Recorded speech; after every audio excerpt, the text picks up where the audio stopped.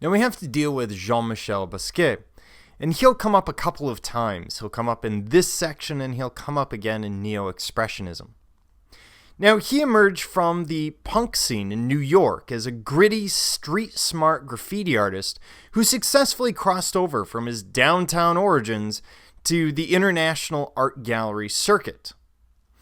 In a few fast-paced years, he will swiftly rise to become one of the most celebrated and possibly most commercially exploited American painters of the widely celebrated Neo-Expressionist art movement.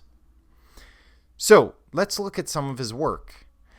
And part of what he does is the Samo Graffiti. And Samo, S-A-M-O, begins to appear in New York at the end of the 1970s and beginning of the 1980s in two separate phases. And in fact, we're going to see a lot of this. The second phase was solo work by Basquiat himself. The first phase was an anonymous effort by the team of Basquiat, Al Diaz, and Shannon Dawson. Basquiat was the team's driving force. Flint photographed the first phase, taking the photos in 1979 without knowing who the graffiti artists were. When Flint first exhibited his portfolio, he got to know Diaz and Dawson and was able to cross-check the authorship of every graffiti.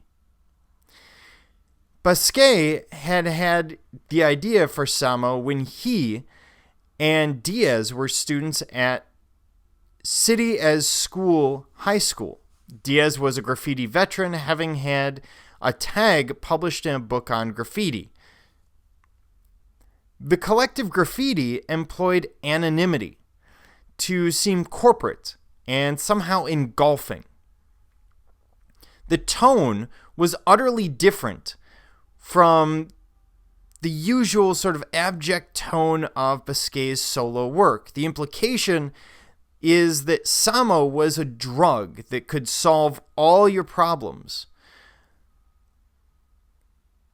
Soho, the art world, and yuppies were satirized with Olympian wit. Site-specific as the art was, it was enhanced by the rich tropical colors that materialize in the photos. And what makes it interesting at this time, the 1980s, is where we start to see things like chronic fatigue syndrome coming out and all sorts of new antidepressants and new medications. It seems like there's a medication for everything. And so this sort of look at Samo, at corporations, really speaks to the period. And it's really rather brilliant by Basquiat and others. And we see other followers today who, not necessarily using Samo, although you still see that tag show up on occasion, but frequently they're going to take the idea of sort of anonymity to make a statement. Arguably, this is the groundwork for Banksy later on.